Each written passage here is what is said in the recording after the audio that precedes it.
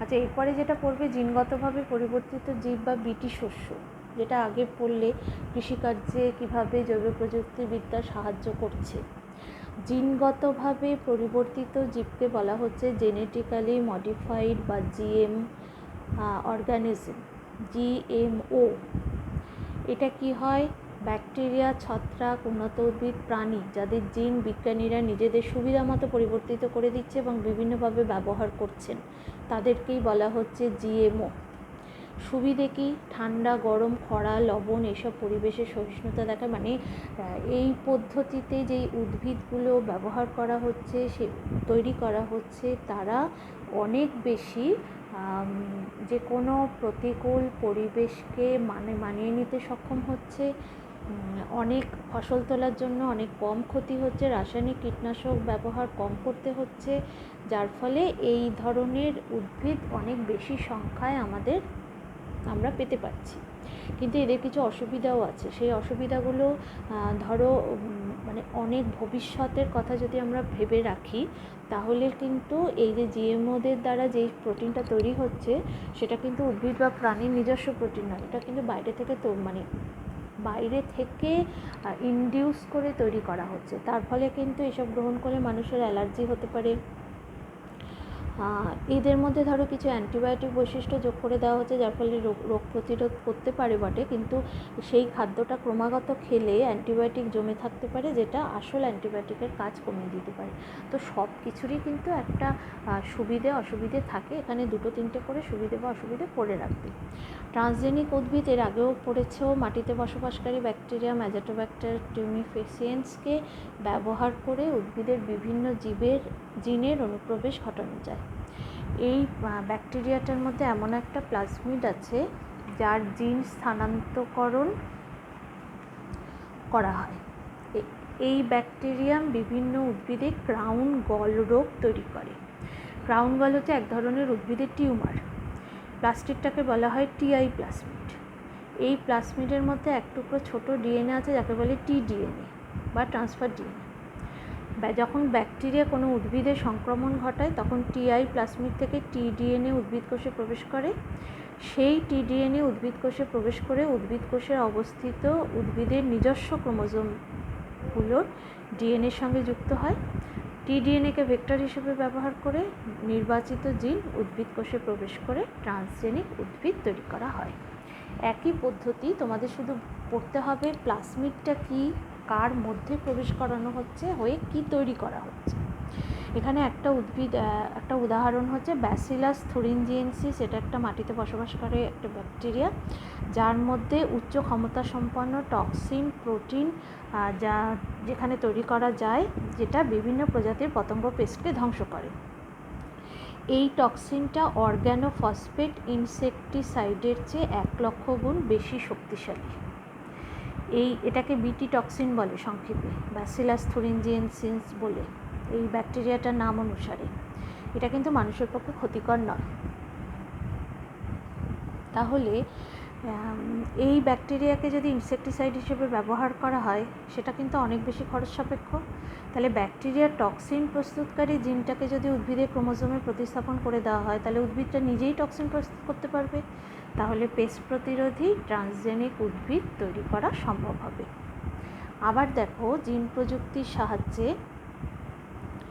Toxin প্রস্তুতকারী জিনটা টিডিএনএর সঙ্গে রেস্ট্রিকশন এন্ডোনিউক্লিয়াস উৎসেচক ব্যবহার করে জুড়ে দেওয়া যায়। টিডিএনএটি টিআই প্লাজমিডে প্রবেশ করানো হয়। টিআই প্লাজমিড অ্যাগ্রোব্যাকটেরিয়ামে প্রবেশ করানো হয়। যে উদ্ভিদকে পেস্ট প্রতিরোধী তৈরি করা হবে, তাকে এই ব্যাকটেরিয়া দ্বারা সংক্রমণ ঘটানো হয়। টক্সিন প্রস্তুতকারী জিন সহ টিডিএনএ উদ্ভিদের ক্রোমোজোমে প্রবেশ করানো হলো। উদ্ভিদের ক্রোমোজোমে ডিএনএর সঙ্গে ওই টিডিএনএ যুক্ত হয়ে একটা ট্রান্সজিন বা ট্রান্সজেনিক উদ্ভিদ তৈরি করলো।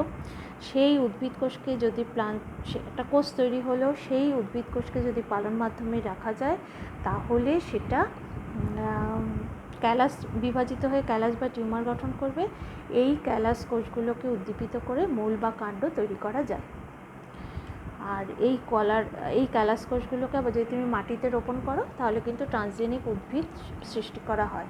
এইভাবে এই রকম পদ্ধতি এই রকম পদ্ধতি অবলম্বন করে ট্রান্সজেনিক জীবও কিন্তু ব্যবহার করা হচ্ছে। 2018 সালে একটা কোশ্চেন এসেছিল, বিটি তুলা কীভাবে তৈরি করা হয়।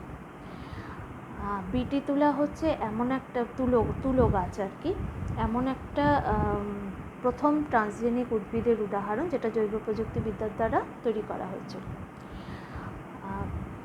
এই জৈব প্রযুক্তির বিদ্যার মাধ্যমে বিটি তুলো গাছকে কীট প্রতিরোধী তৈরি করা হয়, যাতে কোনো রকম বাইরে থেকে কীটপতঙ্গ তাকে নষ্ট না করে দিতে পারে। বিটি হচ্ছে সেই ব্যাসিলাস থুরিনজিয়েন্সিস এর নাম অনুসারে করা হয়েছিল। এটা মাটিতে বসবাসকারী গ্রাম পজিটিভ ব্যাকটেরিয়াম। জাপানের জীববিজ্ঞানী ইশিওয়াটা শিগেটানি 1901 সালে ব্যাকটেরিয়া প্রথম আবিষ্কার করেন।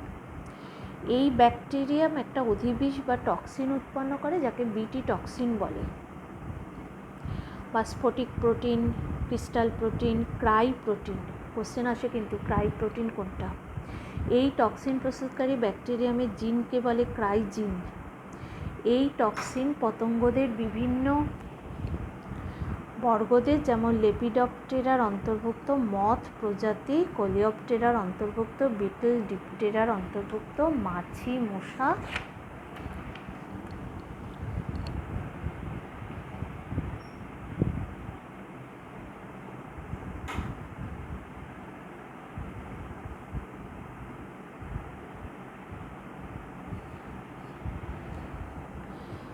হাইমেনপটেরার অন্তর্ভুক্ত মৌমাছি, বোলতা, পিঁপড়েদের লার্ভা পূর্ণাঙ্গদের ধ্বংস করে। তাহলে এই বিটি টক্সিনের অনেক রকম কাজ আছে। ব্যাকটেরিয়া দ্বারা উৎপন্ন টক্সিন প্রোটিন নিষ্ক্রিয় স্ফটিক আকারে থাকে, তখন একে বলে প্রোটোটক্সিন। যদি কোনো পতঙ্গের লার্ভা এই নিষ্ক্রিয় প্রোটোটক্সিন খেয়ে ফেলে, তখন পতঙ্গের পৌষ্টিকতন্ত্রে ক্ষারীয় পিএইচের জন্য নিষ্ক্রিয় স্ফটিক প্রোটোটক্সিন দ্রবীভূত হয়ে যায়।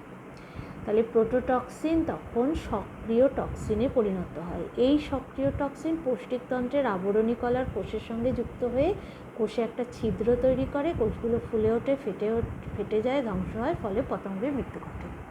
তার মানে বিটি টক্সিন এইভাবে কীট প্রতিরোধ করে। তাহলে জৈব প্রযুক্তিকে ব্যবহার করে যদি বিটি টক্সিন জিনকে আলাদা করে তুলো গাছের ক্রোমোজোমে অবস্থিত ডিএনএর সঙ্গে যুক্ত করা হয়, সেটা একটা রিকম্বিনেন্ট ডিএনএ তৈরি হয়ে গেল। তুলো গাছটি এখন ট্রান্সজেনিক উদ্ভিদ তৈরি হলে বিটি তুলা গাছটি, তখন তাকে বিটি তুলো গাছ বলবো। এই বিটি তুলো গাছের কোষগুলো বিটি টক্সিন তৈরি করছে। এই টক্সিন যেহেতু প্রোটোটক্সিন হিসেবে থাকে, তাই তুলা গাছের কিন্তু কোনো ক্ষতি হবে না। কোনো পতঙ্গের লার্ভা উদ্ভিদের কোনো অংশ খেয়ে ফেলে টক্সিনটা সক্রিয় হয়ে তখন লার্ভার মৃত্যু ঘটবে।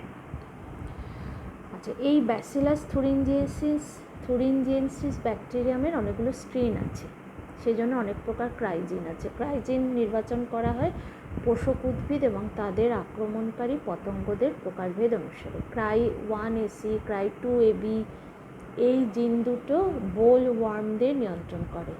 ক্রাই 1AB কর্ন বোরারদের নিয়ন্ত্রণ করে। মানে কোন কোন পতঙ্গদের নিয়ন্ত্রণ করার জন্য কী কী স্ট্রেন আছে সেগুলো। আচ্ছা, জৈব প্রযুক্তির সাহায্যে উৎপন্ন ফসলকে বলে জিএম ক্রপ। এই ধরনের তুলো গাছ যে উৎপন্ন হচ্ছে তাদেরকে বলছে জিএম তুলো। ট্রান্সজেনিক প্রাণী কিভাবে উৎপন্ন করা হয়? যে প্রাণীরা নিজস্ব ডিএনএর সঙ্গে বহিরাগত ডিএনএ যুক্ত করে নতুন বৈশিষ্ট্য সম্পন্ন প্রাণী উৎপন্ন করে। যেমন একটা ট্রান্সজেনিক ইঁদুর তৈরি করা হয়েছে, দেখো কীরকমভাবে। ট্রান্সজেনিক ইঁদুরের নিষিক্ত ডিম্বাণু নিয়ে মাইক্রো ইঞ্জেকশন পদ্ধতিতে একটা ডিএনএ ঢুকিয়ে দেওয়া হয়েছে। সেখান থেকে কোষ বিভাজনের মাধ্যমে ভ্রূণ তৈরি করা হয়েছে। সেটা এবার ইঁদুরের জরায়ুর ভ্রূণে প্রতিস্থাপন করা হলো। এখান থেকে অনেকগুলো অপত্য ইঁদুর তৈরি হলো। এই অপত্য ইঁদুরগুলো কিন্তু ট্রান্সজেনিক ইঁদুর তৈরি হলো। এই যে এখানে পড়তে গেলে ট্রান্সজেনিক ইঁদুর তৈরি করার সময় যেটা একটা পড়তে হবে কাইমেরা। সেটা কি? ধরো ওই যে প্রাথমিক ভ্রূণ যেটা বললাম, সেখানে দু প্রকারের কোষ থাকে। একটা নির্বাচিত অক্ষম জিনযুক্ত কোষ, আরেকটা থাকে অপরটা স্বাভাবিক সক্ষম জিনযুক্ত কোষ। ওই প্রাথমিক ভ্রূণটিকে ছদ্ম গর্ভবতী ধাত্রী মা, মানে এই ইঁদুরটা, দেহে প্রবেশ করানো হলে অপত্য জন্মালে তাদের দেহের ওপরে বর্ণিত 2 প্রকারের কোষ দেখা যায়, সেই জন্য তাদেরকে কাইমেরা বলে। কাইমেরা ইঁদুরকে শনাক্ত করার জন্য অক্ষম নির্বাচিত জিন, যদি এখানে একটা কালো আর সাদা ইঁদুর নেওয়া হয়েছিল, যদি স্টেম কোষে প্রবেশ করানো হয় সেই স্টেম কোষকে সাদা ইঁদুরের প্রাথমিক গুণের সঙ্গে যুক্ত করা হয়। উৎপন্ন কাইমেরা অপত্য ইঁদুরেতেই সাদা এবং কালো ছোপ দেখা যায়। এই যে ট্রান্সজেনিক ইঁদুর একটা তৈরি করা হয়েছে যেখানে কালো ছোপ আর সাদা ছোপ দেখা যাচ্ছে, যার ফলে অপত্য কাইমেরাদের মধ্যে জনন ঘটালে যে অপত্য পাওয়া যাচ্ছে তারা এই অক্ষম নির্বাচিত জিনের হোমোজাইগাস, যার দ্বারা বিশেষ জিনের না থাকার জন্য প্রভাব এই ইঁদুরদের দেহে বোঝা যাবে। এই পদ্ধতি অবলম্বন করে কিন্তু ট্রান্সজেনিক ইঁদুর তৈরি করা হয়েছে। আচ্ছা, জৈব নিরাপত্তার বিচার্য বিষয় কিছু বায়োসেফটি ইস্যুস পড়তে হবে, সেটা নিজেরাই একটুখানি পড়বে। জৈব নিরাপত্তা বলতে বোঝায় জৈব অখণ্ডতার বড় ধরনের ক্ষতির প্রতিরোধ বা কেন্দ্রীভূত করা হয়েছে বাস্তুবিদ্যা এবং মানব স্বাস্থ্য বিষয়। মানে এই জৈব প্রযুক্তি ব্যবহার করার ক্ষেত্রে বেশ কিছু বিপদের লক্ষণ আছে। যেমন ধরো আমি একটাই বলছি যে নিরাপদ ব্যাকটেরিয়া হচ্ছে ইকোলাই, যেটা মানুষের কোলনে থেকে ভিটামিন B12 তৈরি করে, তারা কিন্তু মারাত্মক রোগ সৃষ্টিকারী ব্যাকটেরিয়ায় রূপান্তরিত হয়ে যাচ্ছে। তাহলে এখান থেকে 3-4টে পড়ে রাখবে যে যেভাবে জৈব প্রযুক্তি ব্যবহার করে কি কি বিপদ দেখা যাচ্ছে।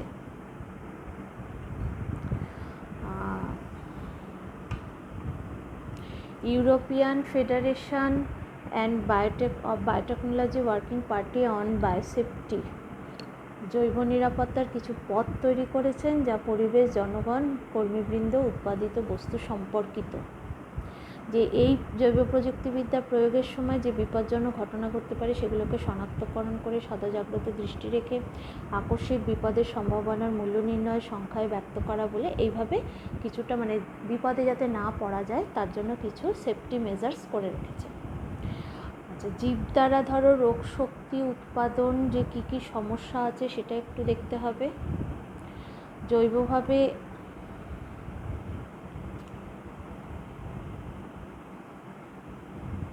আচ্ছা, জীব দ্বারা রোগ শক্তি উৎপাদন সমস্যা হচ্ছে বেশ কিছু অণুজীব আছে যাদের ব্যবহার নিরাপদ নয়, মানে সেইগুলোকে যদি জৈব প্রযুক্তি ব্যবহার করে টিকা, রোগ নিদান, তাত্ত্বিক বিকারক উৎপাদন করার সময় যদি ক্ষতিকারক ভয়ঙ্কর অণুজীব ব্যবহার করে ফেলা হয় তাহলে তো ব্যাপারটা অন্যরকম হয়ে যাবে। যেমন হুপিং খাপের অণুজীব, যক্ষা রোগের অণুজীব, ফুট মাউথ ডিজিজের ভাইরাস, এইসব অণুজীব কিন্তু জৈব প্রযুক্তি শিল্পে ব্যবহার করার সময় তার বিস্তার রোধ করার যে নীতিটা আছে সেটা কিন্তু মেনে চলতে হবে। জৈবভাবে সক্রিয় জৈব প্রযুক্তি মারফত উৎপন্ন পদার্থের দ্বারা সমস্যা, তো নানা রকম সমস্যা উৎপন্ন হবে। টিকা, অ্যান্টিবায়োটিক জৈবভাবে সক্রিয় পদার্থ তাদের পরিবেশে কিন্তু যথেচ্ছভাবে পরিত্যাগ করা নিরাপদ নয়, তাহলে এরা তো ক্ষতিকর পদার্থে রূপান্তরিত হয়ে যেতে পারে, খাদ্যে বিষক্রিয়া তৈরি করতে পারে। জীবাণুযুদ্ধের সমস্যা, যেটা বায়ো ওয়ারফেয়ার বলে, যে অণুজীবদের ব্যবহার করে রোগটা ছড়িয়ে দেওয়া। জৈব সন্ত্রাসের সমস্যা, যেটাকে বায়ো টেররিজম বলে, ইচ্ছাকৃতভাবে বা ভীতি প্রদর্শনের জন্য ভাইরাস, ব্যাকটেরিয়া, ছত্রাক, তাদের জীবন্ত জীবদের বা সেখান থেকে তৈরি টক্সিন যদি মানে যেখানে মানুষ, প্রাণী, উদ্ভিদে মেরে ফেলতে পারে, রোগ তৈরি করতে পারে, সেগুলোকে ব্যবহার করে জৈব সন্ত্রাসের তৈরি করতে পারে। জৈব সন্ত্রাসকারী প্রতিনিধিদের 3টে ভাগে ভাগ করা হয়। প্রথম শ্রেণী হচ্ছে সবচেয়ে মারাত্মক রোগ সৃষ্টিকারী বসন্ত, anthrax, plague, botulism virus, Ebola দ্বারা উৎপন্ন রক্তক্ষরণকারী জ্বর। দ্বিতীয় শ্রেণী হচ্ছে কম মারাত্মক রোগ সৃষ্টিকারী টাইফাস, ব্রুসেলোসিস, খাদ্যে বিষক্রিয়াকারী সালমোনেলা, এস্কেরিশিয়া কোলাই 0157। তৃতীয় শ্রেণী হচ্ছে নতুন কোনো উৎপন্ন রোগ যা ভবিষ্যতে মারাত্মক হতে পারে। এই যে ধরো কোভিড-19 পরিস্থিতি এখন চলছে করোনা ভাইরাসকে নিয়ে, প্রথম মানে সমস্ত দেশে, এটা তো একটা ওয়ার্ল্ড ওয়াইড প্যান্ডেমিক, এবার সমস্ত দেশে কিন্তু এটাই অনুমান করা হয়েছিল যে চীন থেকে এই জিনিসটা এসেছে এবং চীন এটাকে ছড়িয়ে দিয়েছে। সেটা হতে পারে কি হতে পারে না সেটা জানা যায়নি, কিন্তু চীন থেকে এসেছে বলে চীন এটা সমস্ত জায়গায় ছড়িয়েছে, এরকম একটা কথা উঠেছিল। এটা কিন্তু যদি হয়ও ওরকম, সেটাও কিন্তু জৈব সন্ত্রাসের মতোই আর কি হলো। আচ্ছা, এরপরে হচ্ছে জৈব সত্তাপহরণ আর অধিকারপত্রের দ্বারা রক্ষিত, বায়োপাইরেসি এবং পেটেন্ট। বায়োপাইরেসি কথাটার অর্থ হচ্ছে এটা একটা স্বার্থপরতার ঘটনা, যেখানে প্রকৃতি এবং তার সম্পদ সম্বন্ধে স্বদেশি জনগণ দ্বারা সঞ্চিত স্বদেশজাত জ্ঞান বিদেশিদের দ্বারা বিনা অনুমতিতে ক্ষতিপূরণ খুব কম দিয়ে বা না দিয়ে এবং স্বদেশি জনগণকে স্বীকার না করে লাভের জন্য যখন ব্যবহার করা হয়। সেটা কীরকম দেখো, উদাহরণ দিয়ে বলি। ভারতীয় হলুদ, তোমরা জানো আমরা রান্নাতে সবসময় প্রায় হলুদ ব্যবহার করে থাকি। ভারতীয় হলুদের এই উদ্ভিদের বিজ্ঞানসম্মত নাম হচ্ছে কার্কোমা লঙ্গা। হলুদের অনেক রকম গুণ আছে, যেটা ক্ষত নিরাময় করে, বেদনানাশক, ক্যান্সার প্রতিরোধ করে। বহুজাতীয় বাণিজ্যিক প্রতিষ্ঠান এই হলুদকে অনেক বেশি দামে বিক্রি করে প্রচুর লাভ করতে পেটেন্ট নেয়। ভারতীয় আয়ুর্বেদ শাস্ত্রে হলুদের ব্যবহার বহুদিন থেকে প্রচলিত। ভারতীয় রান্নার হলুদ একটা গুরুত্বপূর্ণ মশলা। কিন্তু এই ভারতীয় হলুদ, ভারতীয় নিম গাছ, ভারতীয় বাসমতি চাল, এদের প্রচুর গুণ আছে, যেটা একমাত্র ভারতবর্ষেই তৈরি হয়। এবার যদি ধরো কোনো বৈদেশিক মুদ্রা অর্জন করার জন্য যদি কোনো দেশ, বাইরের কোনো দেশ ভারতের এই উদ্ভিদগুলোকে ব্যবহার করে, তারা প্রচুর পরিমাণে ব্যবসায়িক বা বাণিজ্যিক লাভ করছে, অথচ ভারতকে কোনোভাবেই তার যে লাভ হওয়ার যে অঙ্কটা সেটা দিচ্ছে না, তখনই সেটা বলা হবে জৈব সত্তা উপহরণ, মানে বায়োপাইরেসি হচ্ছে। তাহলে বায়োপাইরেসিটাকে বন্ধ করার জন্য পেটেন্ট নিতে হয়। পেটেন্ট হচ্ছে অধিকারপত্রের দ্বারা রক্ষিত। সেই পেটেন্ট একটা আইনসঙ্গত অধিকার, যেখানে নিজের অস্তিত্বের জন্য ঋণী থাকে প্রদানকারী সংস্থা,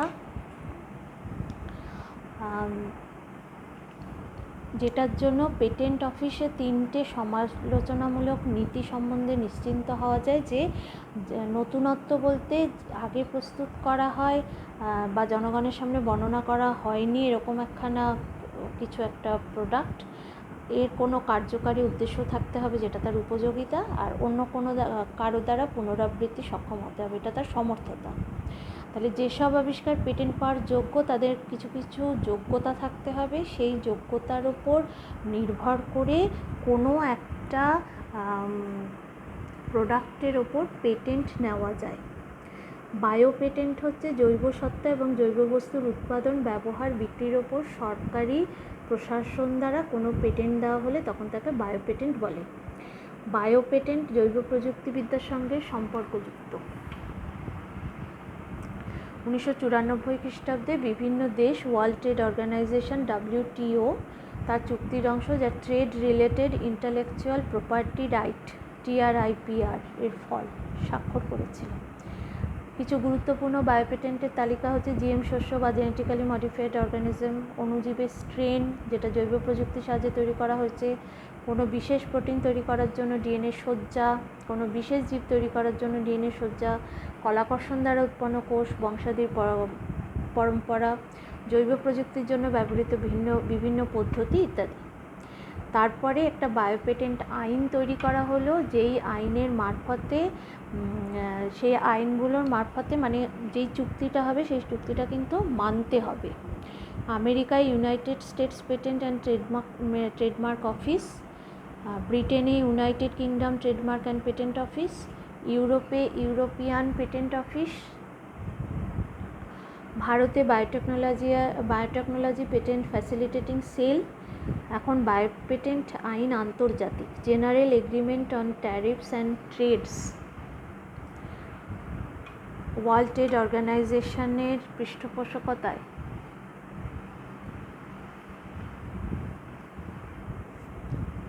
ট্রেড রিলেটেড ইন্টেলেকচুয়াল প্রপার্টি রাইটসের সঙ্গে চুক্তি করে 1995 খ্রিস্টাব্দে নিয়ম করে যে সমস্ত সদস্য দেশগুলো নিজেদের জাতীয় আইন আন্তর্জাতিক মানে তৈরি করবে। আচ্ছা, এইবারে এই বায়োপেটেন্টের আবার কিছু প্রতিবাদ তৈরি হয়েছিল যে পেটেন্ট আইন উন্নয়নশীল এবং গরিব দেশগুলোর পক্ষে বিপজ্জনক, কারণ উন্নয়নশীল দেশগুলোতে জৈব সম্পদের প্রাচুর্য প্রচুর পরিমাণে লক্ষ্য করা যাবে। উন্নত দেশগুলোর কিছু শিল্প বাণিজ্য প্রতিষ্ঠান সেই সম্পদকে নিজেদের সুবিধা মতো পরিবর্তন করে পেটেন্ট নিচ্ছে, যেখানে কেউ তার প্রস্তুতি, তার ব্যবহার, বিক্রি যাতে করতে না পারে। তাহলে গরিব দেশগুলোকেও সেই উৎপাদন বেশি দামে কিনতে হবে, যেটা সহজলভ্য হতে পারত তাদের দেশে, কিন্তু বাইরে থেকে তাকে বেশি দামে কিনতে হচ্ছে। তাহলে সেখানে প্রতিবাদ জানানো হয়েছে। 2000 সালে একটা আমেরিকান বাণিজ্যিক প্রতিষ্ঠান ভারতীয় বাসমতি চালের আন্তর্জাতিক পেটেন্ট নেয়, যার ফলে বাসমতি চাল আমেরিকার ওই সংস্থাটি ছাড়া আর কেউ বিক্রি করতে পারবে না। কিন্তু যুগ যুগ ধরে ভারতেই বাসমতি চাল প্রচলিত, যেখানে ভারত সরকার WTO স্তরে লড়াই করে সাফল্যের সঙ্গে সেই আমেরিকার বাণিজ্যিক প্রতিষ্ঠানের পেটেন্টটা বাতিল করায়। তাহলে বাসমতি চালের পেটেন্ট এখন ভারতের। মানে পেটেন্ট যে কেউ নিয়ে নিলেই হবে না, তোমার দেশের জিনিস কিন্তু তোমার দেশে পেটেন্ট পাবে, সেটাই কিন্তু কাম্য। তবেই তো দেশের অর্থনৈতিক সুবিধাটা এগোবে। নিম যেমন বহু ভেষজ গুণযুক্ত উদ্ভিদ, ইউরোপ আমেরিকার কিছু বাণিজ্যিক প্রতিষ্ঠান 1995 খ্রিস্টাব্দে নিম গাছ থেকে নিষ্কাশন পদ্ধতির পেটেন্ট পায়। নিম ভারতীয় উদ্ভিদ, তাই ভারত সরকারও আইনগত পদক্ষেপ নেয়। আর 2005 সালে এই পেটেন্ট নেওয়ার ঘটনাটা উল্টে যায়, নিম গাছের পেটেন্ট আবার ভারতের হয়। তো এই হলো তোমাদের জৈব প্রযুক্তিবিদ্যা এবং তার প্রয়োগ এই চ্যাপ্টারটা।